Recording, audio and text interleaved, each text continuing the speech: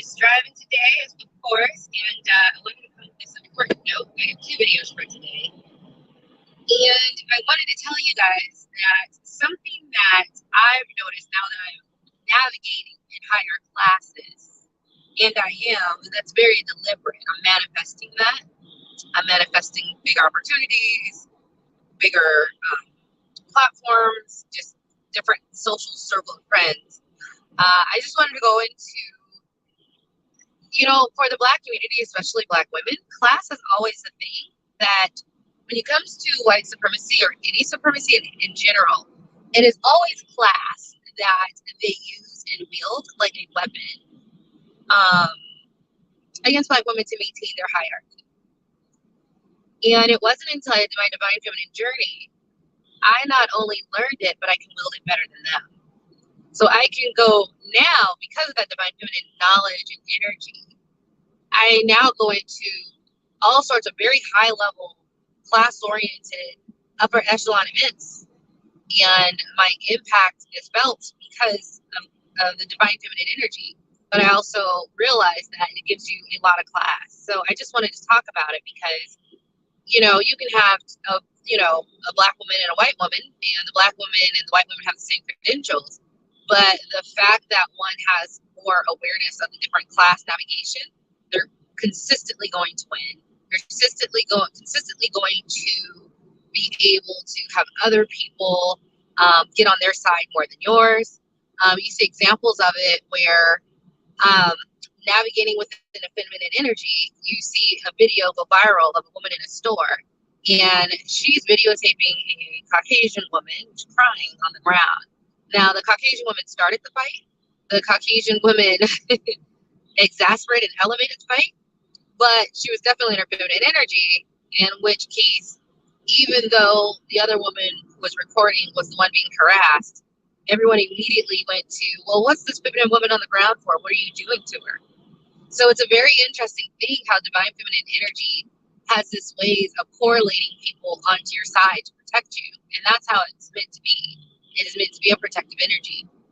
So I did this Divine Feminine energy work and going into feminine energy the last few years. And, I share that with you because I think it's something everyone should do because it gives you so much emotional intelligence that your relationship skills, the most important skills that people have on this planet, which are more important to your money than your actual technical skills and your IQ, EQ has just risen off the charts with this Divine Feminine journey. So I'm going to say again, feminine energy isn't just wearing a dress. You need to go deeper into what feminine energy is, which is active listening. Who knows that being a listener is one of the most valuable skills that you can bring? Going into this journey, you have to master that art. Mastering the art of responding and not reacting. So, the people have said some crazy stuff to me. Whereas before I might have popped off at the mouth. Now I just sit and look at you because I'm analyzing, and I'm taking my time. And that grace is extended to me. So everyone's with bated breath will wait for you to have your reaction, right? And before I might have been super angry inside, in my mind, I'm like, you're not going to take my emotions. They're mine to give. They're not yours to take, right? And that level of self-control. So even if sometimes my answer is silence, sometimes my answer is X, it has a way of anyone who saw the altercation all of a sudden getting on my side. So feminine energy is protection in and of itself. And I wanted to talk about the class issue. So I grew up working class, and I have a real estate investing background where I literally teach people how to invest in working class neighborhoods and how to navigate them because that's what I grew up in. I'm very comfortable talking about class. Comfortable talking about when I went to IBM and Deloitte and Accenture. These are all consulting firms. How it became painfully obvious that my working class background didn't quite fit in corporate America. Corporate America has the class background of the upper class, right? So some of the highest class levels you have here. And so when I was there, I definitely read up on books on class, manners, definitely wealth mindset, because it's just so painfully obvious. I don't really fit in. I grew up in a house with 3 bedrooms, 6 brothers and sisters, working class, you know what I mean?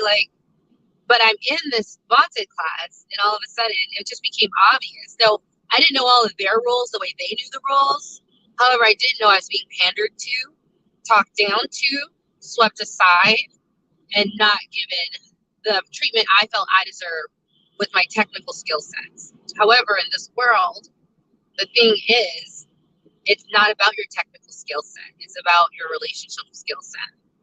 So right now I'm in a place where I have, multiple businesses. I am successful. I don't tell you different numbers unless I need to show you something to get you into crypto or something. Sometimes you just got to see it to believe it. But I don't put myself out there, but just believe me, I'm successful. Okay. Whatever that means. And I am navigating higher classes very strategically. I'm manifesting it. I don't really go into how I do my manifestation work. Just know it's pretty good. And because I can channel, I can get a lot of help and support on higher planes, with my angels and guides and guardian angels. And I'm navigating these higher classes. But the thing is, because of my divine feminine energy, the need for a book on class, for all of that goes out the window.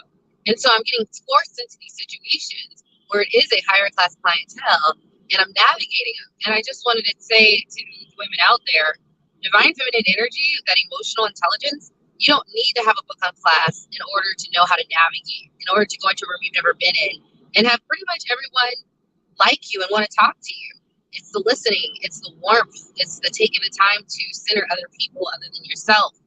I don't need a book for that anymore. It's within the energy in which I choose to sit. I'm very conscious of it. I'm very mindful of it. But it's an energy where you can go into any room, any corporate room, any board room, and if you have that, if you have those principles, if you have those guiding lights, trust me. So and it was funny because I went to a Bitcoin conference. Who do you think is at a Bitcoin conference? It is mostly white males who are educated, if not high-end investment bankers, right? And I'm not saying they're necessarily class C, right? Because they can be, crazy and wild and do dumb stuff, Wolf of Wall Street like. However, they are generally of a certain class. There were investment bankers, just people with big businesses, $1 million businesses. And I was just really happy when I looked back and I was like, I went to all those events. I talked to all those people. I went into rooms that I knew nobody, and I was the only woman, only Black woman. And let me tell you right now, with all this woke stuff, you go to a Bitcoin conference, which is about freedom, libertarianism, conservatism, okay? The brand of a Black woman in their eyes is, oh man, is she going to try to tell us we can't talk the way we want to talk? I mean, it's not in that group. The brand and assumption isn't that I'm one of them. The brand and assumption as a Black woman is that I'm antagonistic towards them. I'm going to monitor their speech. I'm going to try to tell them how they should act and what they should do. So type a comment if you understand what I'm talking about. If you understand what I'm saying about the brand in a conservative, libertarian, free-thinking, free-minded, mostly white male, but white women as well, environment like the Bitcoin conference. Tell me if you think they saw me and was just like, she's one of us. Or if she's like, or if the energy was, oh my God, is this the PC police? Type a comment. You tell me, what do you think? Because melanated women, we got to also learn there is a brand associated with us that I have to undergo now because of it. What do you guys think? Let's leave a comment.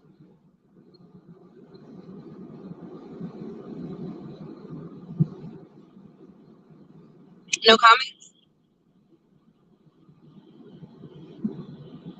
Y'all don't know? Y'all don't know what it is? Y'all hang out? You're not around that many white people, so you don't know? You're not around Bitcoin or white men or libertarian or conservative? You don't know what the brand is? None of y'all? Okay, well, it's not pretty. It's not to that group. Now to a liberal group, oh yeah, man, let's regulate. I mean, yeah, but in these other groups, oh no. The brand is antagonistic to the free thinkers, libertarians, the capitalists, which I'm all of those things. The conservative people. So basically any industry making money, right? Like the new industry making money, not the old ones. I think the book industry is making money. So I'm going into situations where people are assuming because I'm a Black woman that I'm not like them, and that I might be quick to yell racism, and that I might be woke, and I will yell at them about the police killing some random Black man. I got, literally you're walking into this with that stereotype. And I'm at this conference because A, I believe in it, but also I want to associate myself with these people because in 10, 20 years from now, I want them in my Rolodex. I want them in my Facebook timeline as friends that I can reach out to. I want them in, so that's what I'm doing right now. So I wrote 2 books. So I showed up a certain way because in that society, I know having a book and being an author is a class-oriented thing that elevates you. So there was a reason I went with my books, and I didn't just go as Lisa, and I carried my books with me because within classism, that does matter, right? So I'm doing all this stuff very strategically now that I know the rules. But here's what happened. So they looked at me like I was funny, and I went to events where no one knew me and they knew each other. Can you imagine going to an event, seeing 40 people, and they all know each other, and you don't? Okay? Socially, not the easiest thing to go to. However, what saves the day? Let's save, especially about all those men too. But it also works around women. What saved the day was like that divine feminine energy journey, that knowing my worth, knowing myself, being self-composed, self-contained, going up to someone, not being worried that they'll reject you or not. Because if they did shut you down, you would just go, okay, I'll just go on to the next person. Because when you're in feminine energy, someone not liking you doesn't take you down. You just acknowledge it. You observe it, right? And you just keep moving because you're not in a lack mindset. You're in the abundance, trust, and flow mindset. And when you're in that trust, abundance, and flow mindset, one person shutting you down doesn't hurt the way it might have if you did have the scarcity mindset. So you flow in and out. And the funny thing is, you not being scared of rejection, because the rejection of you does not mean anything about you when you're in your feminine energy. It's more about them and what they need, and maybe it's just not time for them to reach out to someone new. You don't take it personal. You just don't take anything personal.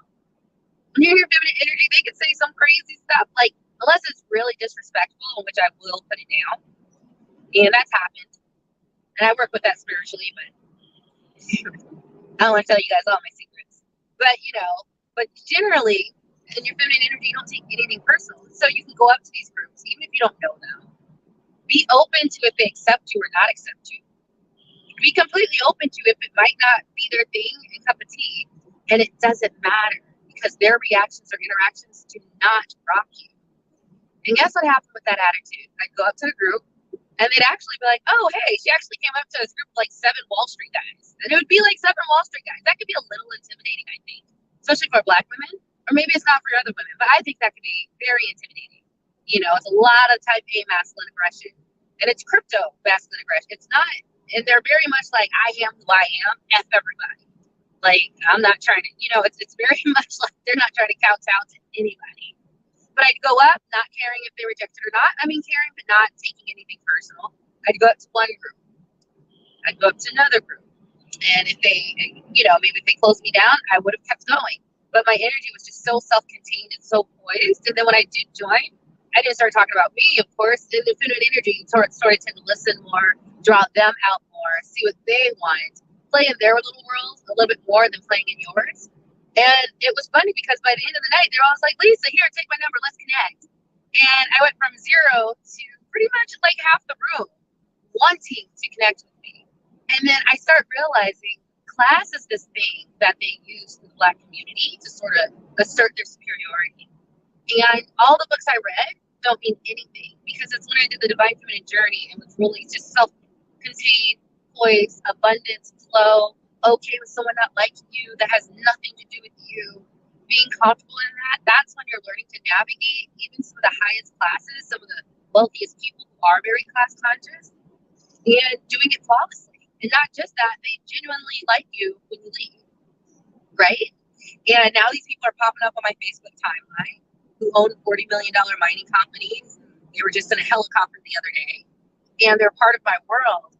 But in order to do that, like being in that feminine energy helps me be in very high society places.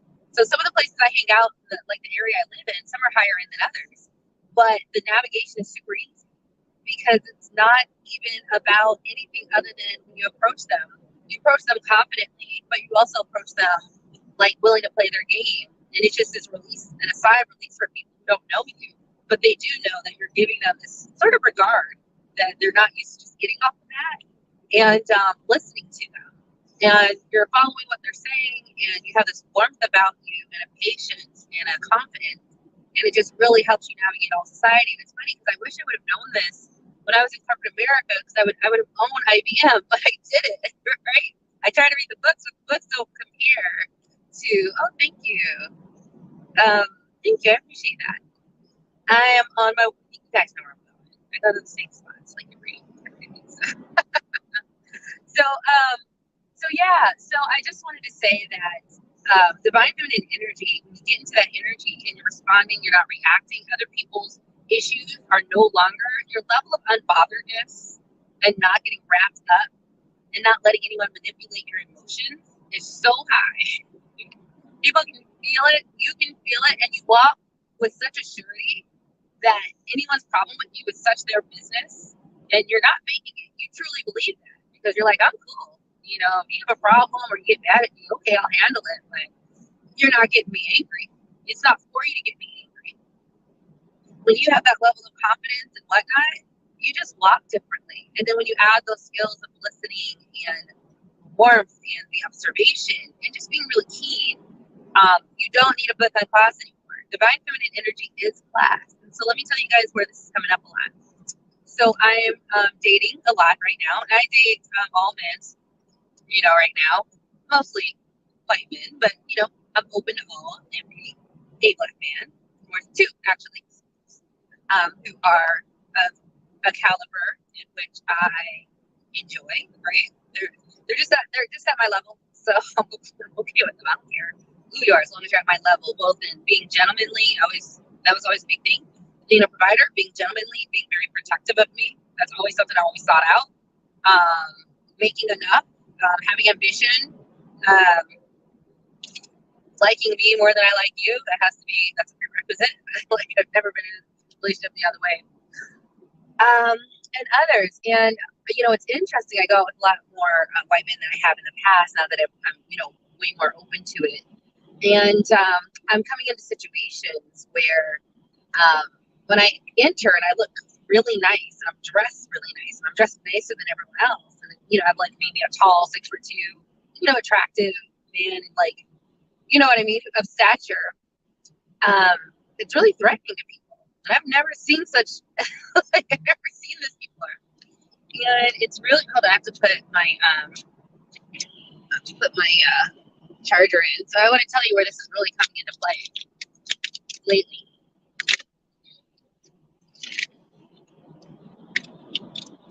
So now we're going to get a little racial, because this is where I'm really coming into this classism a lot. And on my channel, I usually don't go, hold on 1 second, guys. I have to put my charger in. Yeah, so on my channel, I usually don't go, oh, white people, black people, da, da, da. I generally don't. However, in this case, I'm going to be very honest. So it's actually coming into play. So I have a daughter. She's in the back. My daughter is a very white-presenting biracial child. Okay? You see her in the back? She's cute. I love her. She's amazing. You want to wave, Layla?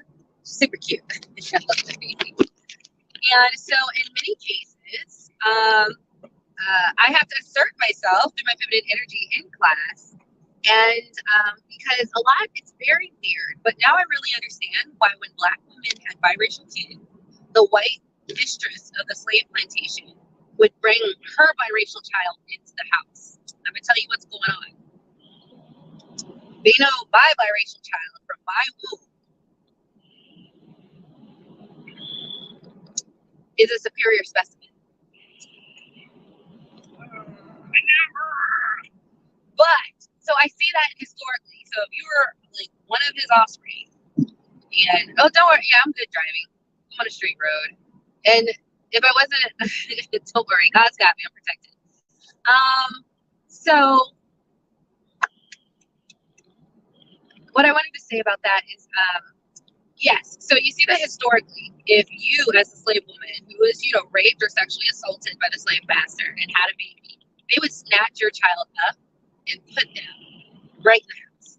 And they would raise them. You should go to the Whitney plantation in Louisiana, because they were showing how the slave owners would take the kids, the biracial kids of black women, and raise them as their own. So they weren't just servants. They would raise them as their daughters, because either they couldn't have kids.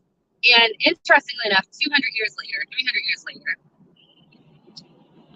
Uh, I'm just saying. So they know it's the same. I literally cannot go anywhere with this beautiful biracial child. And listen, there's no weirdness. My skin beautiful. I'm beautiful. She's beautiful. We're both flavors of beautiful, right? She's from me. She has my personality. She has my instinct. She has my energy and my mannerisms, right? So she's mine. She's just a little white presenting, okay?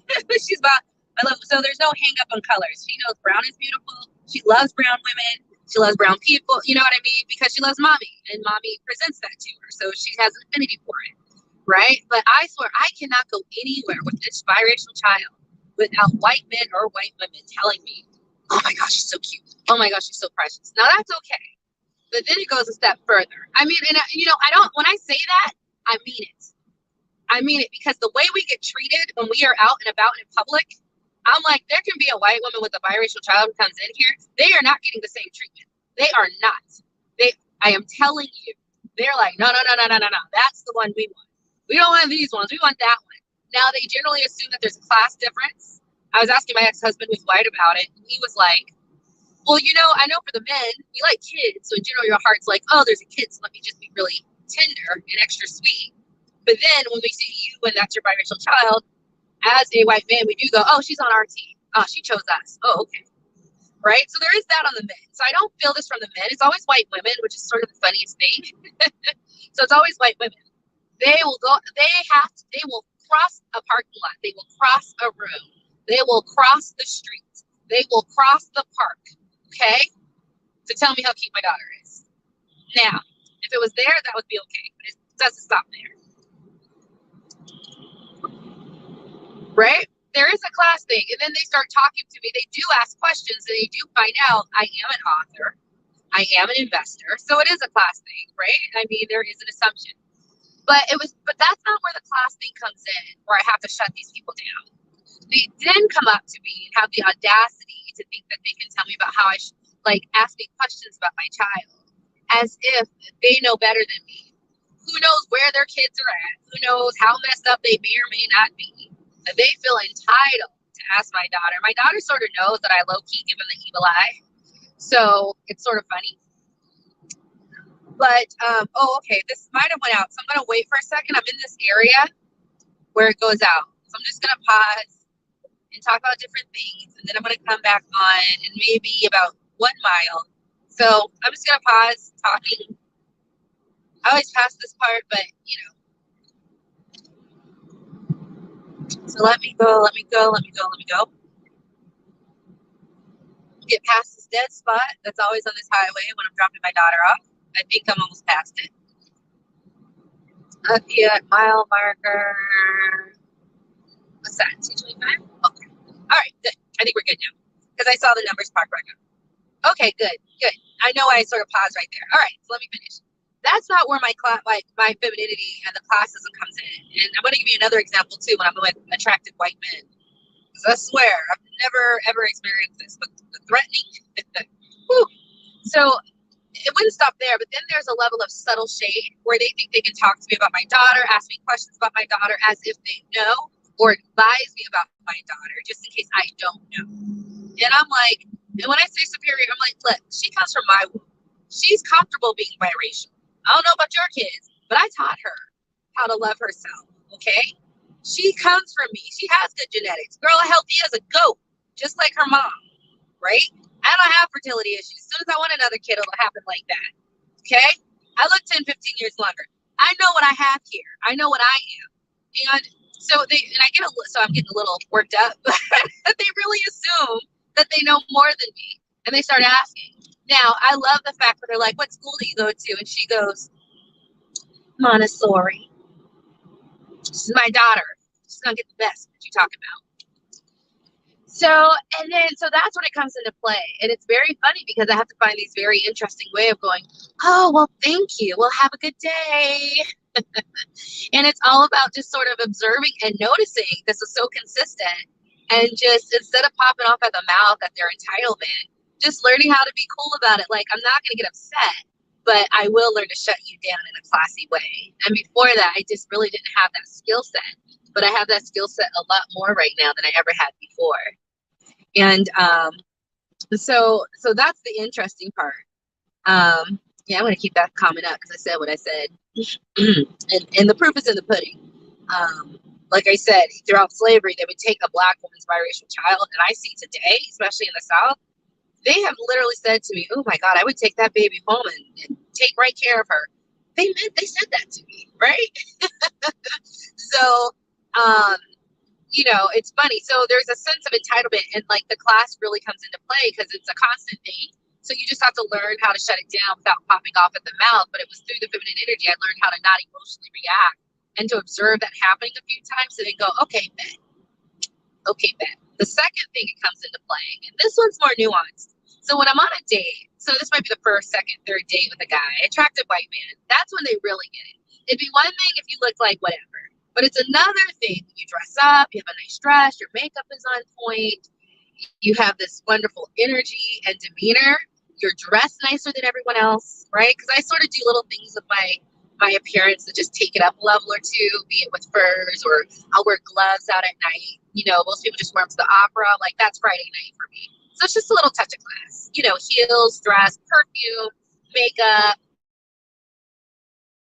look very put together and beautiful, right? And everyone knows how to beat their face and do this.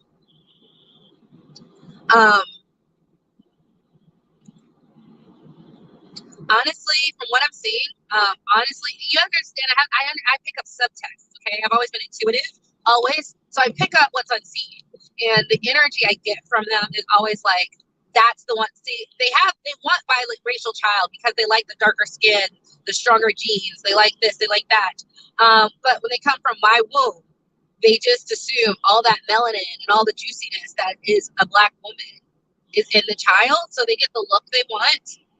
Um, they get the look they want in having a biracial child that is slightly darker, slightly stronger, slightly taller, slightly more athletic, and they get it from the source. But it's what they've always wanted. You've heard them say tales of like white women have sex with black men or kids with black men, not because they like black men, but because they wanted a biracial daughter who looked a certain way. Like that is a thing. It's not unspoken. They talk about it all the time.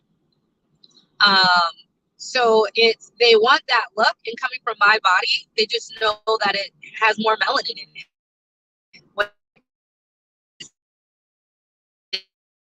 Course, right? Closer to that younger looking skin, closer to that longer looking age. So it's just if every black woman could have a biracial child and they could take that biracial child, they would. Like that's the one they want. I know that sounds crazy, but it's literally the energy I get. So when I'm with her a lot, I have to learn how to shut these women down because I literally can't go out without it. Now, if she was a black presenting biracial child, I don't, it wouldn't be that. But because her skin is that color, they feel entitled to try to ask me like her place. Now, usually they get shut down, and I'll allow some questions because I like when she says, "I go to private school, Montessori." And my dad is an intelligence, she's cute, and they answer, and it puts them down because we're playing the class game, and it's all subtle shade. So I'll allow it in some cases because I know what she's gonna say. But in others, I have to like gently shut it down. And it really came from the feminine energy journey that I learned how to do it with a lot of class, where they get put in their place, but I don't have to be aggressive about it.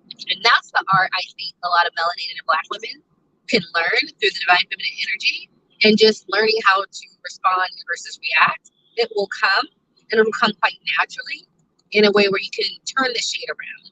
And what happens when you're in this feminine energy, you're actually forced into that world where these women who would generally ignore me are now inserting themselves into my aura, into my field, into my table until I shush them away at much higher rates. Your feminine energy will attract them because I was talking to my guides about it. I was like, and they were like, well, there's a rebalance of power going on right now. And when you approach, it's energetic. They just feel threatened. They're used to being a certain way and being on top. And you put that on their heads. So they feel like they got to do something to assert themselves. I'm like, well, they chose the wrong one. Now, the other place where this class really comes into play is I'm dating a lot more white men. And, you get a tall white guy with a head full of hair, okay? Them witches be like, that's ours. Like, get a short one who's bald. Oh, they don't care. You get a tall one with hair. Oh, girl. They got something to say about that. So I've been dating a lot more. You guys know I go on dates. Maybe, it depends. Once a week, twice a week, once every 2 weeks. It just depends. Honestly, sometimes I wish I wasn't that picky, but I am. So whatever. It'd be more if I wasn't. But I'm not gonna waste my time with someone if you're not what I'm looking for. And I go out, and it's like clockwork. Every white woman in that room will want to come up and talk to me and my date. Now, sometimes it honestly, they just want to be like, I love all of this. I love how you're dressed. I love what you're doing. I love you guys are a cute couple. Like, what's this? It might be our first date. And so it's funny because some of the guys are like, is it always like that? I'm like, if you're an attractive white man with me, yeah, these women. And then but the majority are like delusional women who are like not attractive, not cute, but they insert themselves upon us. And so it's very funny that I've learned to navigate that. And so just, your feminine energy. So you don't want to be on a date and someone does that rude stuff and you're like, excuse me? Like, you don't want to do that, right? That's Blackistan. We're in another world now, and I chose this world, so it's okay. If we chose this world, we got to play by their rules. So you don't want to be like that, but the subtle shade is real. And because of my energy and how threatening it is to people who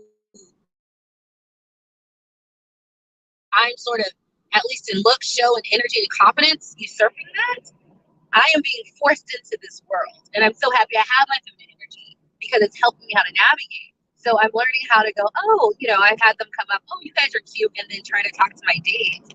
But being able to go, oh, well, thank you, but hey, can you take our picture for a second? Yes, thank you. It's our first date. Smile, cheese, and have them take the picture of us. Or just going, oh, thank you for the compliment. Well, have a nice day. And then turning to my partner and doing something super personal. Oh my gosh, you remember when we first met? And we were on that date, right? So I have all these things in my back pocket.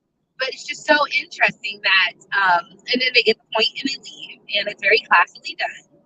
And I didn't have to know this much class, but because, like I said, the way I'm holding myself in my feminine energy at a higher level, like I definitely take time. You're threatening. And so I'm saying this, all this other Black women who are out there, they're used to us not being feminine energy women who are poised and confident and full of class.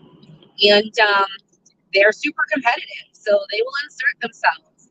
And I'm finding, now I have other spiritual ways of dealing with this, but I'm talking about my physical ways, not like my shielding or whatever that I can do about them. But I'm finding that feminine inner journey has made it so I'm handling it class with very high-end, high-net worth individuals. And they think they're trying to get over on us, and we're not. And it's just because I was able to observe. And your guiding principle is no one makes you angry. Sit and watch, and then quickly learn how you're going to handle it in the future. And don't worry about saving face, because it's not about that one time. It's about the long game. Holler in the comments if you hear what I'm saying. You guys hear what I'm saying? Girl, this is why. Now, when I go on the West Coast, they don't do that. This is a Southern thing. And the more further south you go, the more my white presenting biracial child they feel entitled to. So I'm in Mississippi versus Virginia. It's different. And I'm like, wow. Like I said, the men and women are different. The men just really are like, I don't know. I don't know. We get treated like queens and princesses. They call us that. I'm not joking. So I go to like a family restaurant, Irish pub, and we come in. I'm with her. She's going to sing. They come up to the table. They're like, do you want to sing something? Do you want ABCs? Do you want a drink? They're talking to my daughter, right? And no, it's not weird because I can pick that stuff up. I can pick up pedophilia. And I have, and I've called it out. I've actually sued for it. But so it's not like that. They're just like, oh my God, this is such a fine specimen. And like I said, it's because she's from my womb as a Black woman, right? It really is. I don't know what else to tell you. I don't know if more of you guys are interracial dating or if you guys have biracial kids, especially white presenting ones. There's a difference when you have a biracial kid from a Black womb. The deference and preference they get is absolutely astounding. I'm looking like, and then I get it too. They're like, do you need anything? And I'm used to, and I told people this, I'm used to going places and being the only Black person and seeing how people respond. And some places, they're not going to like get up and talk to me, but they're not going to be rude. And in other places, they're like, hey, we're not racist. And like people come up and talk to you, right? And I know that. Like, I'm 40, okay? So I've been around enough places where you just, it's a certain pattern. And you get it. You're like, here, yeah, no one's going to get up and talk to me, but like, they're definitely not going to go out of their way to be rude. Some places they are rude. That was Mississippi in a karaoke bar. And apparently, I went to the wrong side of town. So, yeah, that was awkward. Got out alive, so we good. But and then that gets extended to me, and I think it's all, I don't know. So this is sort of a different thing, just being of an interracial, being a Black woman with a biracial white presenting daughter. So that's just baby specific. But I'm telling you, man, it's we get treated extremely well. And I've been with my daughter in airports, so across the country, different airports, in Vegas, here in the South, in Mississippi, and I'm telling you, it's different. I get treated with, now, I sort of command respect, so unless you have like some demon entity on you, which some people do, honestly, and I gotta clean them off, most people just sort of respond to how you are, but this is some other thing. So white men are very different. They're just very accommodating. They treat us like princesses and queens, and I'm not joking. I am not joking. I can, because sometimes we're driving like in these hour and a half things, and she has to go pee. We'll stop on the side of the road. I mean, they'll see us and they'll be like, "Y'all need anything? What do you need? You need water? You need phone? What you?" Like, they want to help. They want to help me and Layla. Me and Layla cannot. Like, me and my daughter cannot have anything wrong with us. I'm not joking. I think I'm not. I've never been treated like this before in my life. But then the white women, that's where the classism comes into, because it's constantly the shade, entitlement, delusion, and not wanting to pop off in the middle of everyone.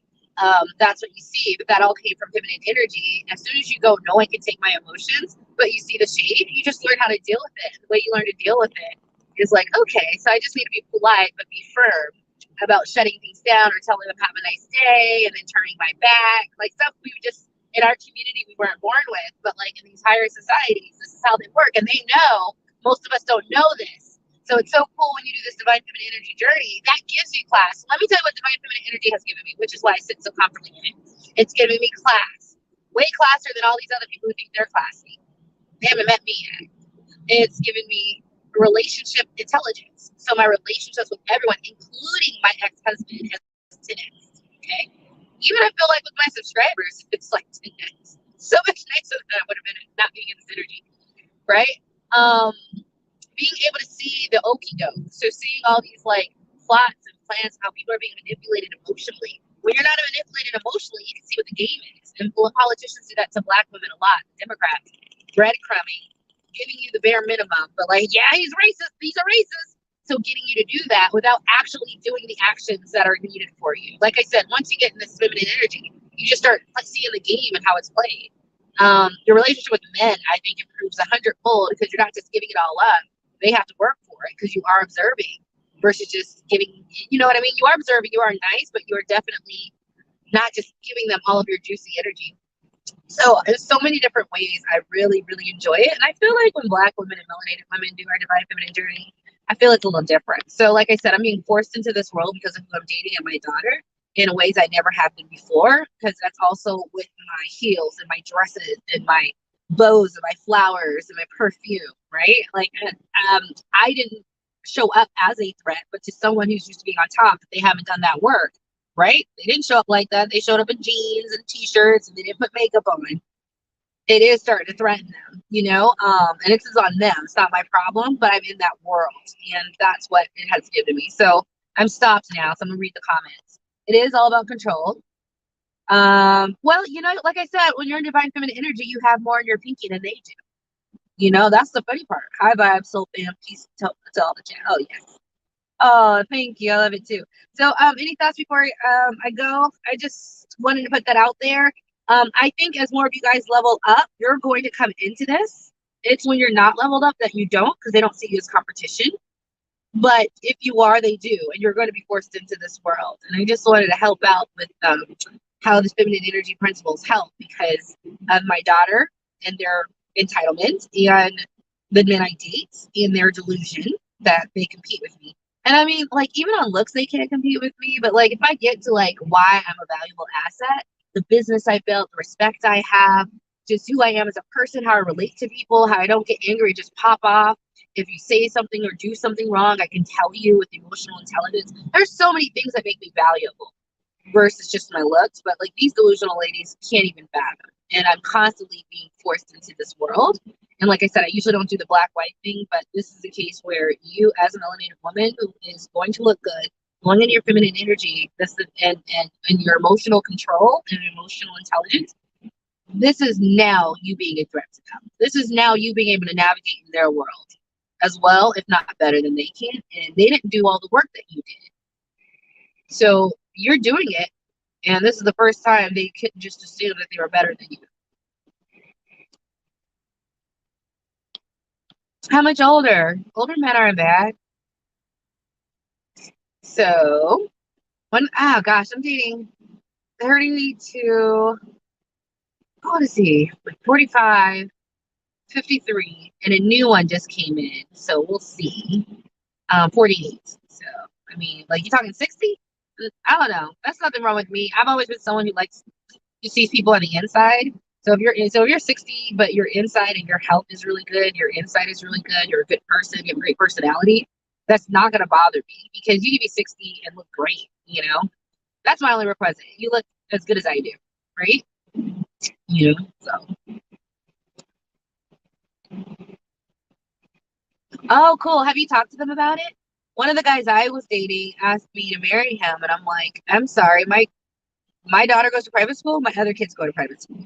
I was talking to someone in a Discord, and I was like, I guess I have the standards of a white woman now because once you get used to it, we're not going back.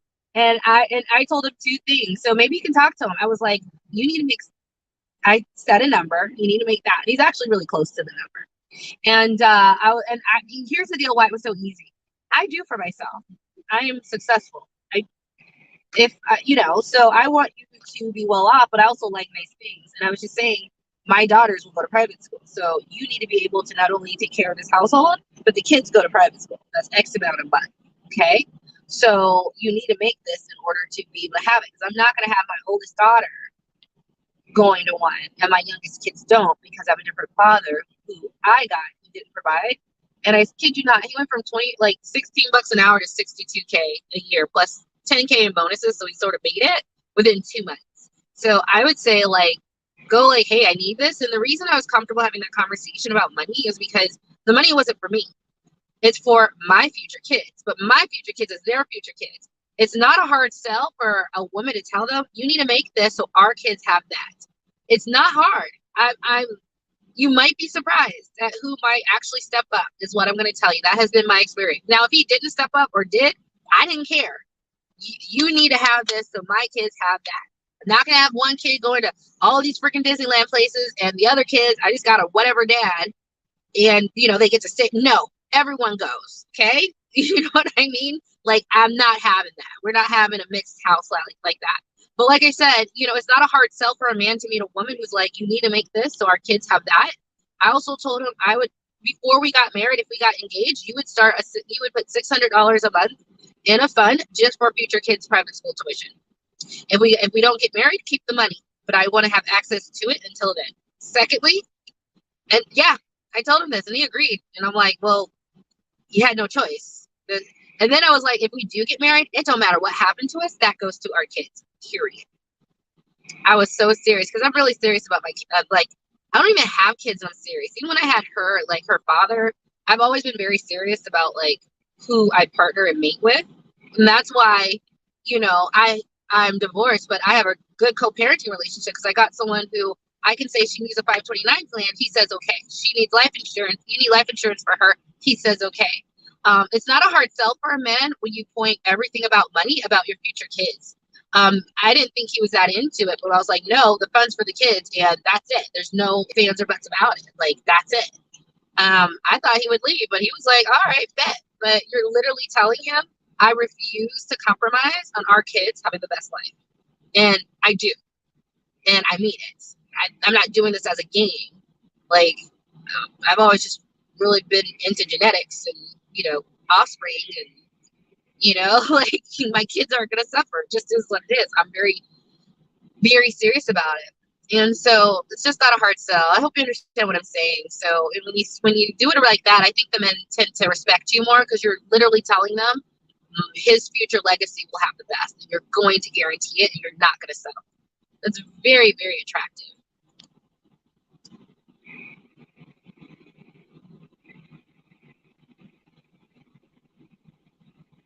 Yeah. All right, guys. I hope this was fun and informative, and I gave you a little insight. The divine feminine energy journey, we're all going through it. For some of you guys, when you get to the more elevated places, when you really start embodying this goddess queen energy, when you go out in public in the world with this energy as a melanated woman, we didn't do it to threaten anyone. However, women will be threatened. Okay. And in that energy, it's important to know that your divine feminine energy is what protects you, also gives you a layer of class to be able to navigate in this higher society in which we're situated in as you level up. So do not worry. Keep your poise. Keep your energy. Keep your emotions. Don't be manipulated. Don't let anyone make you angry. No, don't let anyone take you out of your center. Just sit and observe. Go bet. Go bet. Oh, Tessie. Make moves just like they do on how you're going to handle it in the future. And then you'll grow with it gracefully. And you won't have to worry about, you know, feeling uncomfortable or feeling like you don't deserve or they make you try to put you down. You don't have to worry about it. Your divine feminine energy and the steady and growth in that is your protection. Not only around people who want to protect you, but in situations where the cattiness shows up. And it does. Whew, girls. Oh, so funny, but whatever. So I'm gonna let you guys go. I hope you enjoyed it. I hope you understand what I was trying to get at and say. We went into a little bit of a journey of being a parent of a biracial child, but I will say as a melanated woman, it's not a bad thing outside of dealing with the entitlement. Actually, amongst Caucasian men, I honestly think they like me more. And like I didn't have a child for that reason. I'm just living and observing. I'm like, oh, they got a lot of respect for me. Like extra, extra, extra, extra. Okay, I'm cool. I like being treated like a queen. You know me, I'll take it. All right, cool. I'll see you guys later. I hope you enjoyed. All right. I hope this doesn't bite any toes, but if it does, it's the truth. Have a good day. Love you.